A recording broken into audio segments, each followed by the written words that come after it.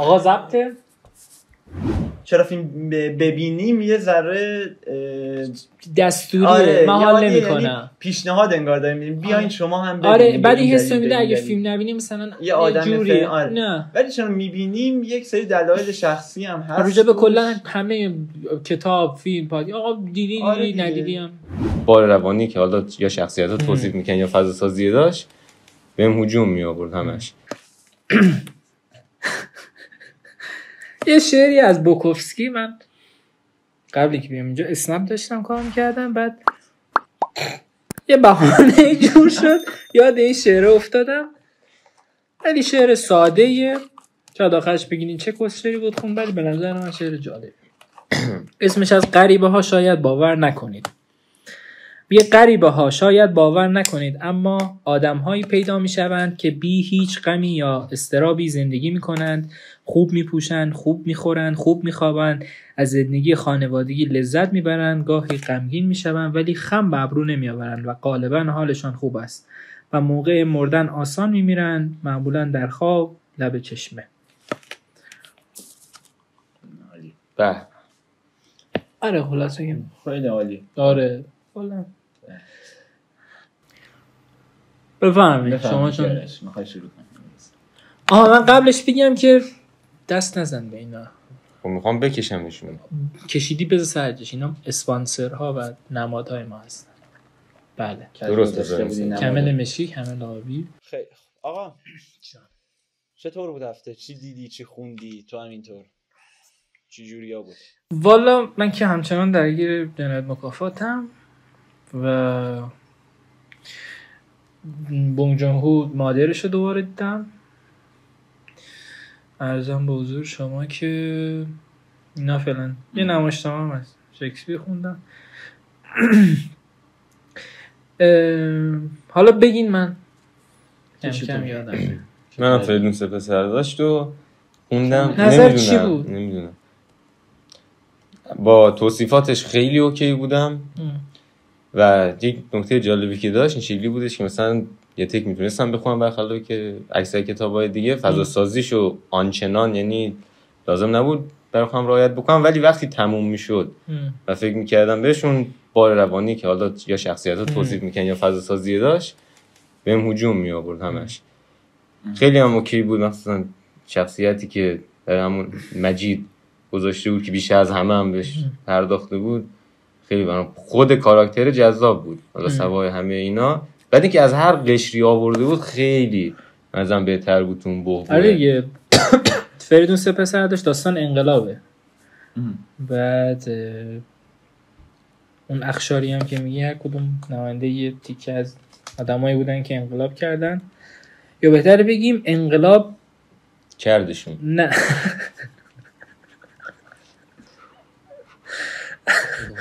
نه انقلاب بر ایشان واقع شد. چون یه کتابی از ناگهان انقلاب میگه آقا الان شما فهم میکنین که مثلا اون موقع یه قصدی بر انقلاب بود، یک آگاهی بود، مثلا میدونستن آقا داره یه اتفاقایی میفته. من میگم ولی شما به این گزارش‌های آدما رو بخونین یعنی اونایی که پرسیدن ازشون اینجوری بودن که ما اصلا نفهمیدیم چی شد، قرار نبود اینجوری بشه، همه چی آروم بود. میگم این ناگهان انقلاب درسته. آره بعد مثلا یه تیکش میگفت ما آشوب میکردیم، چیز میزا رو به آتیش میکشیدیم و هیهو رو مینداختیم، ولی مثلا اصلا خودمون هم نمیدونستیم برای چی داریم این کار رو میکنیم. تو چیزام؟ من همین یادداشت‌های خانه مردگان رو یک 80 صفحه‌ای فعلا شروع کردم خوندم، نزدیک 100 صفحه. تا الان خب یکم زوده دیگه، ولی خب در حال داستایوفسکی دیگه واقعا حساب نمیشه چون معلومه خوبه به هر حال. آره ولی تا الان خیلی منو جذب، یعنی از اون کتاباییه که میذارم زمین صدا میزنه. خودت یه بار گفتی کتاب باید صدا بزنه آدمو، این از اونایی. من حالا منتظرم کتاب تمام بشه یه چیز مفصل هم بنویسم بلاشم، ولی خب ذوق اینو دارم که جلوتر راجع بهش حرف بزنم. و حالا کسی واقعا خیلی باید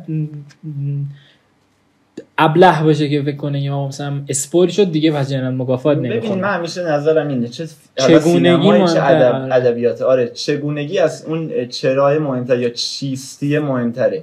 آره ولی باز مثلا مخاطبای آره دیگه میدونی آخه من نظرم اینه کار خوب بگی چی شده هم بازم ببینی خوبه، کار بدم نگی چی شده بازم بده. آخه تو مثلا کارو نگاه کن، مثلا قتل توی همون 1/5 اول کتاب رخ میده، یعنی تو فکر می‌کنی محور این کتاب حول اون قتل است. آره. همون اول قتل انجام میشه، همون اول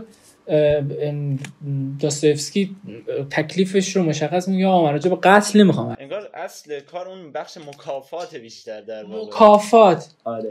و حالا به کیاراش هم داشتم میگفتم که عجیبی این قصه، حالا 2 تا قتل انجام میشه فلان فلان فلان، این که راسکولنیکوف خودش میره خودشو میندازه تو دام، مانندش حرف میزنه. آره. یعنی یهو از خونه میزنه بیرون، نمیگه داره کجا میره پیش بازپرس پرونده و میگه که من یکی از کسایی بودم که به اون زنه که مثلا رباخوار بوده یا به قول خودشون تنزیل خوار بوده، من به اون گرویی پیشش داشتم و منم یکی از یعنی خودش میره خودشو میذاره تو لیست مظنونین، بعد سرنخ میده و از اینا لذت میبره، از اینا دوچار هیجانی میشه که قبلش نداشته. انگار این جنایت یک دریچه‌ای که از این زندگی که داره در بیاد یه ذره. آره. و راسکولنیکوف کیه؟ راسکولنیکوف یه دانشجوی روشنفکر عصبانی بیمارگون قرن 19 یعنی قرن 19 قرنیه که نقطه عطف تاریخه به واسطه انقلاب صنعتی، به واسطه چه میدونم دوره اکتشافات علمی، اختراعات علمی، یه دوره بشر داره یه چیزی رو تجربه میکنه که واسهش آماده نیست. بعد حالا اگه بخوام یکم گسترده تر راجع بهش حرف بزنیم، حالا بگم که سریع بریم راجع به بحثمون که سوالمون دیالوگش هم بگو بهم گفتی. اون بخشی که بود خیلی جذاب بود برام. گفتی آن کسی که من خودم نمیگم کامل که دیده نشه توش. میگه که انسان پست است، ولی آن کس که انسان را به خاطر پستیش پست بخواند از او هم پست‌تر است. دیالوگای عجیب غریب که خیلی زیاد داره.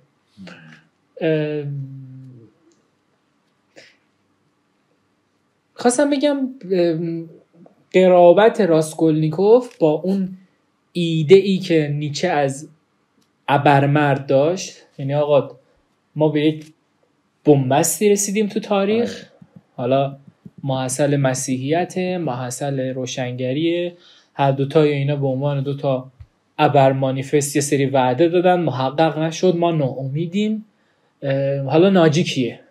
حالا کی میتونه این سقف سیاه رو پاره کنه و بره به سمت حالا روشنایی؟ راسکولنیکوف شاید که نه قطعاً یکی از مثال‌های نیچه شاید باشه، به عنوان کسی که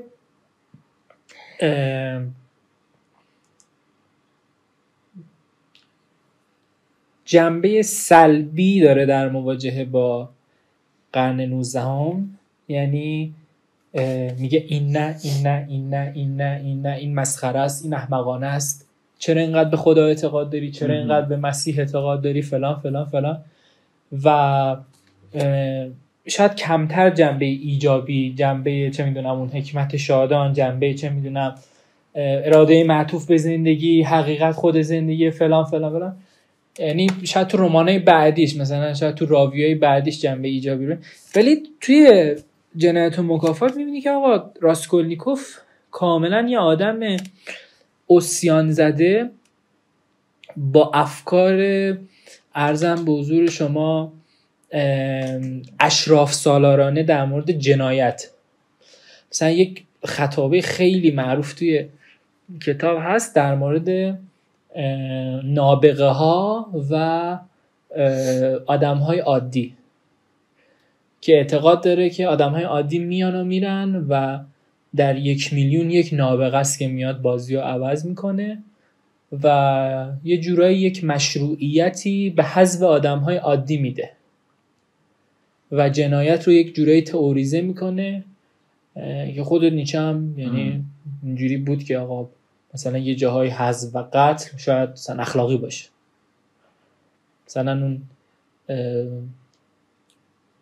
یک شهری کامل میره زیر آتش فشان، به نیچه خبر میدن و از این ناراحت میشه که یه سری زنده موندن و در واقع خوشحال میشه که خیلی هم مردن.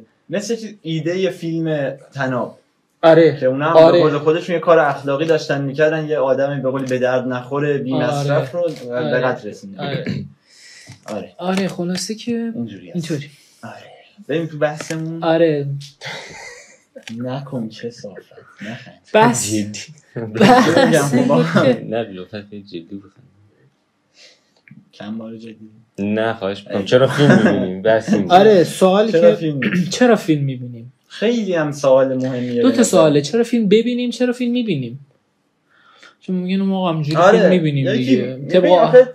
چرا فیلم ببینیم یه ذره دستوری من حال نمیکنم. یعنی پیشنهاد انگار داریم میگیم بیاین شما هم ببینید. آره بعد این حسو میده اگه فیلم نبینیم مثلا یه آدم جوری نه، ولی چون میبینیم یک سری دلایل شخصی هم هست. راجع به کلا همه کتاب فیلم پادی آقا دیدی ندیدی هم.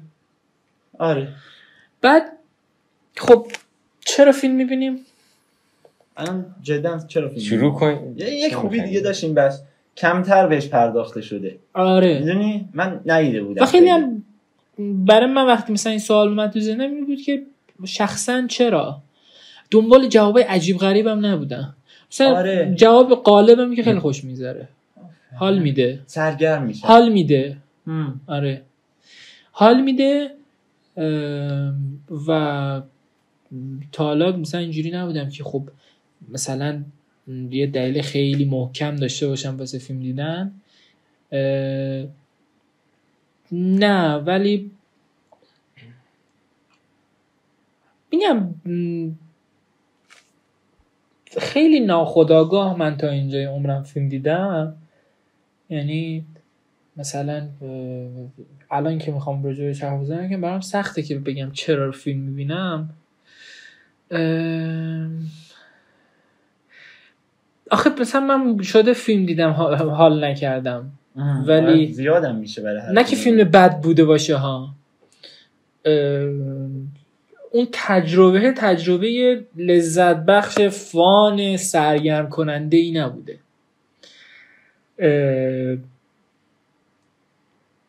آخه میدونی مثلا من توی جوری میشم بعضی موقع، مثلا یه موقع از حوصله ندارم فیلم ببینم. خب هممون میرسیم. آره خیلی وقتا. ولی الان اینجوری شده اگه برسم به اون دوره به من نیست حوصله ندارم صرفا فیلم ببینم. هیچ کاری. حوصله ندارم فیلم به تفکر برانگیز ببینم. آره. حالا تو این وضعیت یه فیلم خیلی بلاکباستر. آره یه بلاکباستر یا از این مثلا کمدی بزن بکوبه. آره. خود حقیقتا. آره. بعضی موقع اینجوری میشه. الان اینجوری شده تو اون حال حوصله نداره هم بازم جوابه. آره. حالا اون فیلم فرق میکنه محتوای کلیش. آره بعد یک نکته هم هست، یکی از دلایل افسردگی اینه که فرد بین خودش و چیزی که توقع داره باشه یک فاصله ای احساس میکنه. مثلا به شخصه به من شکلی فیلم اون فاصله رو برای من خیلی کمتر میکنه. چون اگه مثلا یک کاراکتری باشه که بخوام یا مثلا نزدیک باشه به چیزی که میخوام باشم خیلی بهم قابل لمس تر میکنه اینو و همین خیلی احساس عجیب و جالبی رو برانگیخته میکنه. مثلا یکی دیگه نکتهش من یک دلیلی که خیلی من حقیقتا از روزی که حالا بحث شد اپیزود بعدی این باشه که بریم به در این باره صحبت کنیم من فکر کردم دیگه همینجوری فکرم رو درگیر میکردم واقعا چرا فیلم میبینم. چون دیدی یه سوال جوریه که آدم جوابشو نداره، یعنی بیاد بگه به این دلیل به این دلیل، استدلالی نیست. خیلی ناخودآگاه فیلم میبینم. من خودم جزو اینا بودم. صرفا میدیدم تنها جوابش هم به قول تو این بود حال میده. من یک ذره بیشتر برم رو حالا این چه کار میکنه سینما با یه آدم، با من، با امثال من، با ما. دیدم یکی از مهمترین چیزاش اینه که حالا تو خیلی چیزا نیست، این القای حسه، انتقال حس. میدونی من خودم به شخصه سینما رو از موسیقی و ادبیات و از این بیشتر دوست دارم. یعنی و حس میکنم سینما یه کاری میکنه، ببین سوژه‌ش رو میاد یه سوژه شخصی انتخاب میکنه، سوژه شخصی رو بهش میپردازه. من دارم از فیلمی که به نظر من خوبه، نمیگم یه فیلم، از دیدی که دارم اون فیلترها رو رد کردم که فیلم خوب چیه، حالا اون خوبه رو دارم میگم چه کار میکنه. میاد یک سوژه رو پیدا میکنه و به صورت شخصی به سوژه میپردازه، حالا یا انسانه یا یک اتفاقه. اونو وقتی که درست توی این شخصی بودن پیش ببره، باعث اون پدیده سوژه به ما انتقال حس رو به ما انتقال بده، همه اینا باعث میشه من اون حس خالصی که میخوام رو بگیرم. علاوه بر اون از این خاصه به عامم میرسیم. یعنی من میگم مثلا انیمیشن تازگی دیدم، یکی اینساید اوت 2 درباره مفهومه، یعنی درباره چیز شخصی نیست. به نظر من این فقط تو انیمیشن امکان پذیره. سینما نمیتونه بیاد درباره مفهوم فیلم بسازه. به نظر من جذابیت همین سینما اینه که نمیاد چیز کلی مفهومو بگیره، میاد یک چیز شخصی که میگم یه اتفاق بین چند تا آدمه، یه اتفاق بین 2 تا آدمه، یک آدم زندگی اون آدمه، یک چیزهای این مدلی رو میاد به قولی به ما ارائه میده. این به واسه من اون حسازی رو داره که سینما اگه هم قراره به مفهوم بپردازه، از تو دل یک زندگی شخصی یا حتی جمعی در میاد که همون چیزیه که ما داریم زندگی میکنیم. حالا یک کم اغراق شده، یک جاهایی نه، همین. یعنی تهش اینه.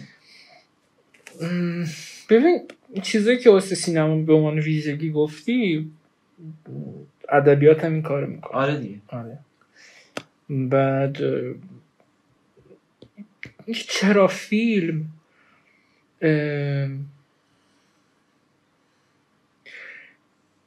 برمیگرده به یک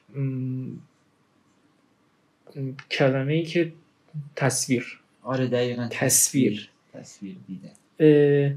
تو وقتی رمان میخونی، خب مسئولیت ساخت تصویر با خودت دیگه.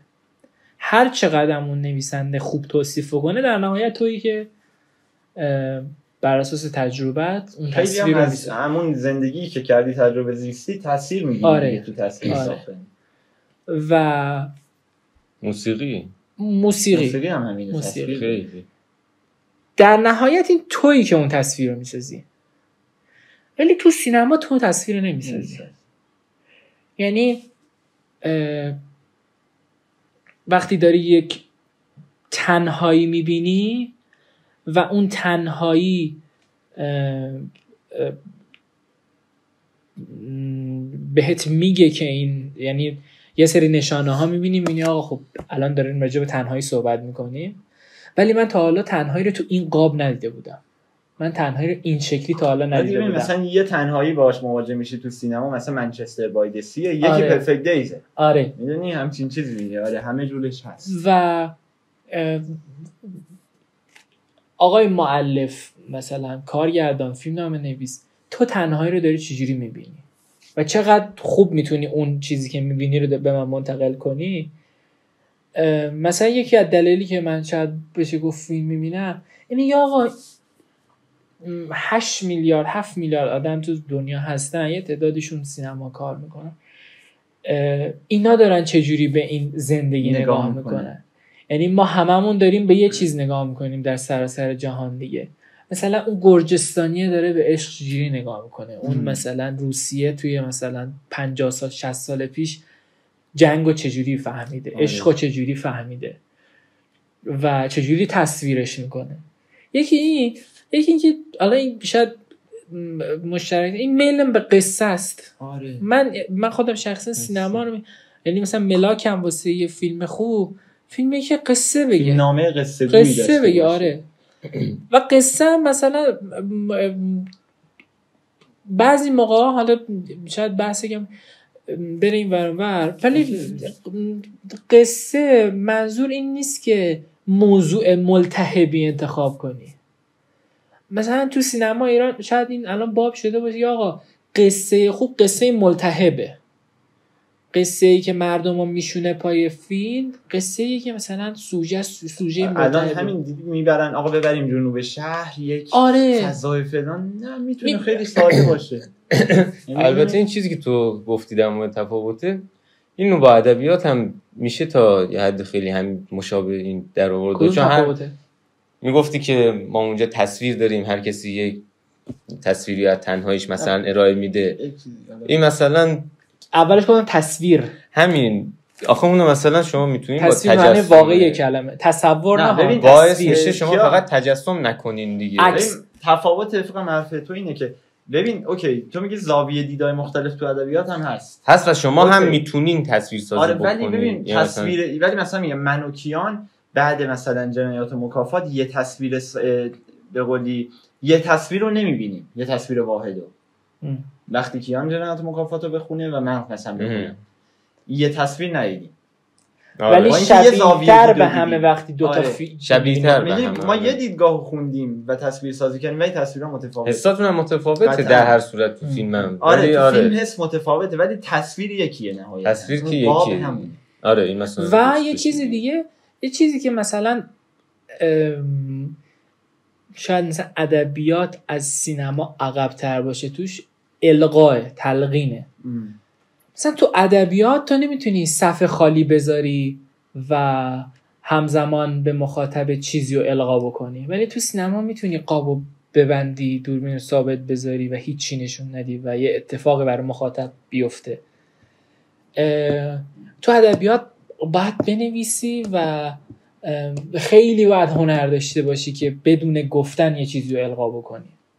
مثلا چخوف میکنه، کارور میکنه، ولی اونم با گفتن، با اشاره است. ولی سینما این قابلیت داره، یه قاب خوب ببند 5 دقیقه 6 دقیقه ول کن دوربینو، کار میکنه. چون میگم ما با دیدن طرفیم تو سینما دیگه. آره. یعنی همون کاری که عکاسی میکنه. باز من میگم آقا عکاسی، عکس دیدن برای من یه پله لذت بخشتر از فیلمه. چرا؟ چون عکاس یک صحنه رو با عکس گرفتن میکشه میره، یک صحنه واقعی رو نه یک صحنه میزانسن. آره یک چیزی از واقعیت رو میکشه میاد توی گالری میذاره، من میرم میبینم و به محض این که من میبینم دوباره اون واقعیت زنده میشه. ولی تو سینما اینجوری نیست. تو سینما اصلا ما با چیزی زنده ای طرف نیستیم. از همون اول دکور فلانه فلانه فلانه فلانه، تو هم که میبینی باز مثل عکاسی با یه چیز زنده طرف نیستی. مثلا تو وقتی چه میدونم یه عکس معروفی رفت روی جلد تایم، یه دختر افغان با چشمای آبی اگه یادتون باشه، خب مثلا اونا هر چقدر یه زنو گیریم بکنی، هر چقدر توی اون سن اون در نمیاد. برای همین واقعیتی یهو استاپ شد دیگه ببینی. آفرین. آره. و مثلا فیلمساز هر چقدر مثلا منتظر یک نور خوب باشه، منتظر هر چقدر بخواد اون صحنه رو واقعی بگیره، بازم داره میسازش.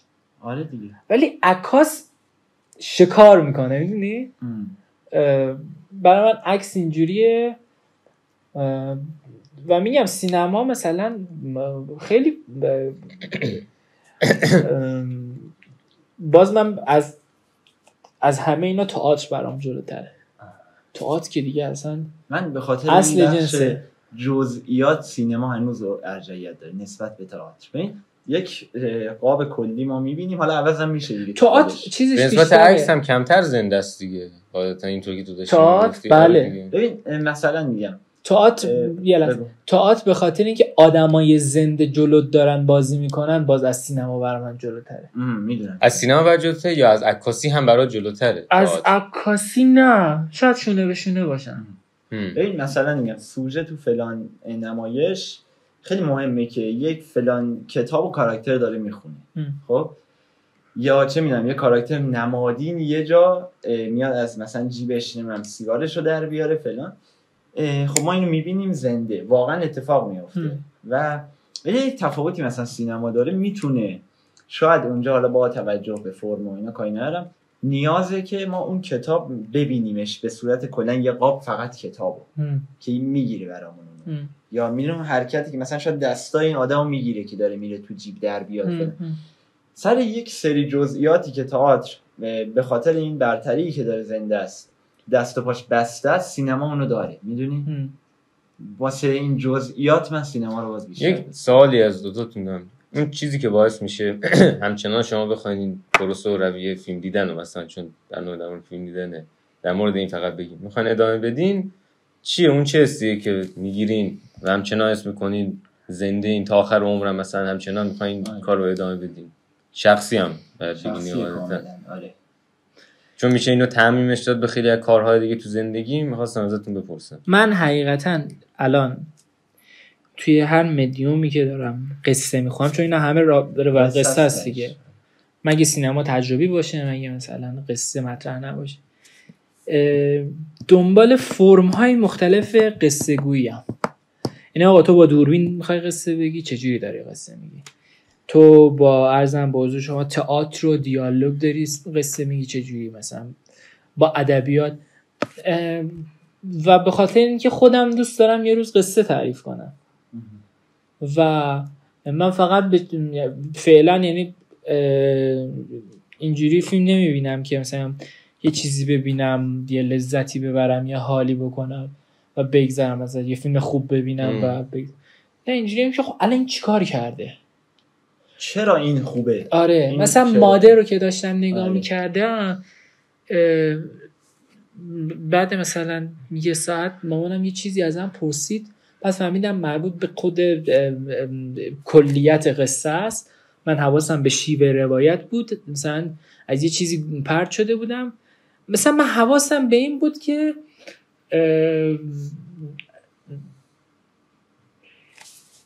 شخصیت داره تو طول فیلم چجوری از نقطه عطف عبور میکنه، اولین نقطه عطف دقیقه چنده، بعدی دقیقه چنده، چقدر بین اینا فاصله است.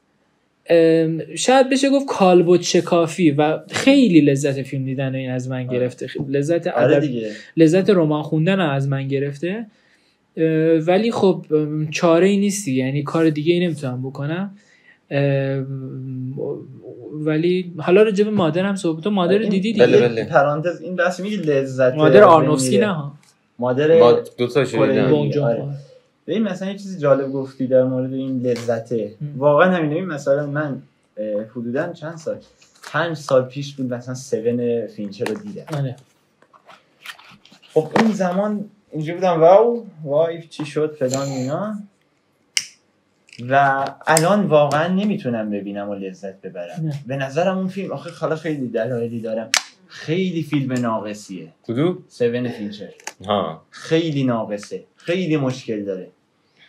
و الان میگم شاید اون زمان نمیدونم حالا کدومش بهتره درست‌تره به قولی، ولی اون زمان یک لذتی بود، حداقل روی یک سری ناآگاهی ها میدیدیم حال میکردیم. میدونی چی میگم؟ الان خب فنی تر نگاه میکنی یک چیزایی میزنی. آره. و حالا دلیل شخصی آدم نمیدونه این پیشرفته یا پسرفته. آره. این بحث دلیلش این آخه تو مثلا فوتبال دیدن هم هست دیگه، دیدی وقتی فنی نگاه میکنی یک جوریه، اون قدیم میشستی فقط تو اکثر چیزا همینه، وقتی به حد تعالیش داری نزدیک میشی حیث لذت خیلی میاد پایین‌تر دیگه. ببین در مورد سوالی که پرسی چه سوال خوبی هم من 2 تا وجه دارم که هر کدوم از یک زاویه دید مختلف نگاه میکنم و جفتش مال یعنی دلیلای منه. یکیش واقعا اینه که بحث یاد گرفتن سینما، یعنی مثلا میگم اگه چه کار زشتیه زیدت هم مگه ها بله مثلا میگم میشینم مثلا جویندگان جان فورد مثلا میبینم، خب بار اول میشینم میبینم، حالا اون لذت حس همه اینا، ولی قطعا دوست دارم دوباره بشینم ببینم و این دفعه ببینم این داره با دوربینش چی کار میکنه، ببینم حرکت دوربین چی جوریه، ایوه خب قابش چیه؟ یک سری دلایل یادگیریه، ولی میام باز یه بخش دیگه، یه وجه دیگه هم وجود داره که اون وجه جدا شدن از چیزی که هستش.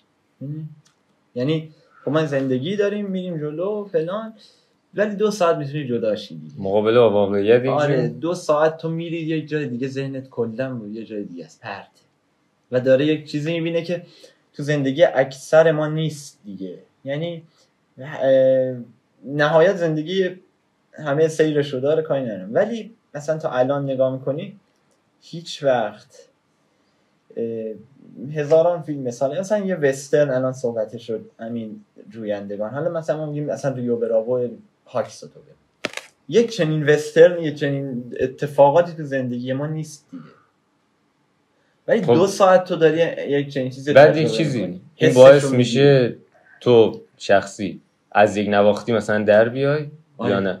خب بعد همین تموم میشه هم هنوز درگیری، بعد ادامه دادن این پروسه خودش یک نواختی بعد ایجاد نکرده تا حالا. آخه همینو میگم، چون که حس ها مختلفن، انتقال حس ها، هر فیلم یه حسی داره دیگه، یا هر فیلم چند تا حس حتی داره. بله مثلا من امروز پرفکت دیز میبینم، فردا مثلا چه میدونم ارتش سایه ها فلان، هر کدوم یه چیز جداه، ولی همون به اون چرخه هم نمیرسه. بودی کیان؟ آره گوش فکر می‌کنی بیشترین لذت رو چه فیلمی من داده؟ چه یه سگانه است مال پیتر جکسون و هابیت. 2 تا سگانش. من عاشق هابیتم. خیلی خوب. هابیتو بیشتر در اون. من حس تو در مورد دوزنه در یک کارایی دارم. خیلی عجیب خوبه. چی شد که از این فیلم ها دیگه ساخته نشد؟ نمیدونم. آره واقعا دیگه نمیاد. به خصوص این سگانه پیتر، 2 تا سگانه پیتر. ما بزرگ شدیم، فیلم ها تخمی شدن. چون اونجرز خیلی کسشیر بود. خوشت اومد تو؟ من معلومه که نه. تو چی؟ تا 16 سالگی مثلا. عرضم به حضور شما که نمیدونم. آره ببین اصلا من یکی از بحثای مد نظرم بود واسه یه روز یه اپیزودی این بود، نمیگم این بود، نزدیک به این بود، ولی چرا خیلی کارگردانا دقیقاً جایی که تو اوجن از اون به بعد سینماشون کارنامه‌شون خیلی بد میشه. کم هم نیستن، نمیگم همه ولی نمیگم خیلی تعداد کمی. ببین خوب شد اینو گفتی، من عقب گرد دارن چیزی تو فیلم ساختن سیدنی لومت خوندی؟ سیدنی لومت فیلم نه. یه کتاب خیلی جالبه، توصیه میکنم حتما بخونید. اما این جلدش چیزه مال داگ دی افترنونه. بله آره دیدمش، ولی ندیدم. گیلگمش زده. آره. راجع به اینه که آقا من لومت صحبت میکرد راجع به این که چجوری فیلم ساختم و فصل به فصل مثلا راجع به تدوین بود، راجع به تهیه کننده ها بود، راجع به فیلم بردار بود، و بعد من اونجا فهمیدم که چقدر کارگردان یه نقش شاید بشه گفت 20 تا 30% داره تو کیفیت فیلم. یعنی مثلا لومت میگفت آقا من فیلم بردارم یه جاهایی تعیین میکرد، یعنی میگفت فلانی میومد اصلا اون میرسه. آره مثلا میگفت فیلم بردار الیا کازان، فیلم بردار دربار انداز میومد، نمیدونم کی بود اسمش یادم رفت، خیلی هم فیلم گنده. میگه این میومد، این از من اسمش گنده تر بود، با هزار منت اومده بود و میگفت اینجوری باید قاب ببندیم، باید مثلا اینجا مثلا ترکینگ کنیم، یا مثلا تدوینگر فلان، یا مثلا بازیگرا اذیت. مثلا میگه اگه مثلا یه سوپر استار بود، اون سوپر استار به بقیه اعتماد به نفسشون رو کم میکرد، کاستینگو به هم میزد. مثلا میگفت تهیه کننده ها فشار می آوردن، مثلا میگفت فیلمنامه نویس یه جاهای کوتاه نمی اومد از چیزی که نوشته. همینو فقط باید. آره بعد اینجوری نیست که مثلا بگی آقا کارگردان اوف کرده. مثلا تو شرایطش باعث شده، یعنی مثلا میبینی آقا لانتیموس مثلا یه دلیلی که خب نه یکی از دلایلی که مثلا لانتیموس فیلم پورتینگش عقب‌تر از فیلم قبلیشه اینه که فیلمنامه رو کاملا یکی دیگه نوشته، یا فیلمنامه کاملا اقتباسیه. البته یه پرانتز میان حرفت، من وقتی به فیلم یک ذره بیشتر ندیده اعتمادم میره بالا وقتی نویسنده کارگردان یه نفره بیشتر به تنم میشینه اون فیلم، میدونی؟ خب فیلمنامه‌نویس و کارگردان یکیه خیلی بیشتر به حال میده فیلمه. بعد تدوینگر وقتی هم ندیدم آره تدوینگر هم خیلی مهمه. آره مثلا اگه فیلم مثلا میگیم آقا اگه نگاه کنی فیلمسازای خوب دنیا بهترین فیلماشون میبینی کسته هم زیاد تغییر نکرد. مثلا لانتیموس تمام فیلماش یه تدوینگر زده، فیلمبردارش تغییر کرده یا مثلا فیلمنامه نویسش تغییر کرده ولی تدوین یکی بوده، دکور یکی بوده، چه میدونم طراح صحنه یک، طراح لباس یکی بوده. برای همین میگیم آقا امضای لانتیموس رو میبینیم. امضای لانتیموس شاید طرز فکر خودش کسبیه که داره. برای همین در مورد اینکه آقا چرا یه فیلمساز افت میکنه ممکنه کستش عوض شده باشه، خیلی احتمال زیاده. بعد وقتی ما راجع به هالیوود حرف میزنیم، هالیوود قبل از اینکه هنر باشه سینما صنعت دیگه. بعد فشار تهیه کننده، فشار کمپانیا. بعد واقعا هالیوود هم جوریه که هر سال نگاه میکنی اصلا کارگردان فیلم به فیلم کلا عوامل تغییر میکنه، چون تهیه کننده آره. میگه آقا من نمیخوام این باشه آره. یا این باشه. مثلا چه میدونه الان هالیوود هم که ماشاءالله فلانی پرونده تجاوز داشته باشه برای فیلم خوب نیست، میخوام یه سیاه‌پوست به جای این بیارم. آفرین. مثلا واسه باشه بهتره مسیح. آره مثلا اسکار بخواد مثلا فیلم اینجوریه که چون خیلی مخاطبمون گی باشن نه ولی سیاه‌پوست قطعا تو مخاطبمون نیست. سیاه‌پوست گی داشتیم چی؟ آتیشش عرضم به حضور شما که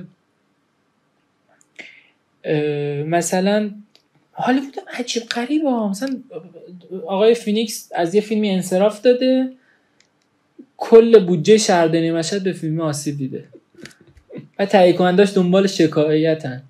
و چرا؟ چون صحنه‌های جنسی زیاد داشته، صحنه‌های فیلم راجع به اقلیت جنسی هست و از این صحنه‌ها زیاد داشته. فینیکس هم گفته من کار نمی‌کنم، یهو کارو ول کرده. چه دیوونه خوب دیوونه خونه ایه، خیلی خوب دیوونه خونه ایه و بزرگاش که دیگه یکی یکی دارن پرپر میشن. کاپولا که فیلمش میگن خیلی آشغاله. همین جاییده که متروپولیس هم میگم زیاد دست جلو دارن نگیم صدا همینجوری شاید دست خیلی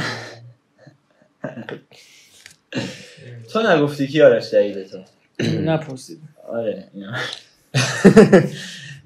دلیل چرا فیلم میبینم یا سال دومیه اولی کلا نمی‌مدی تو این بحث شرکت کنی؟ می‌خوام اونجا یکیش که همون فاصله گذاری بین خودم و چیزی که دوست داشتم، اون برای اینکه من فیلمو خیلی بیشتر حالا به نسبت شما دوتا لازم مفهومی و حسی دنبال میکنم. مثلا من نمیام آنچنان بگردم دنبال فرمش، قطعاً فرمش هم یه سری سوالای خوبی بهم میده ولی مثلا نمیشه که از یک سری از چیزهای فیلم بزنم تا بخوام متوجه بشم که رویه چجوری داره طی میشه.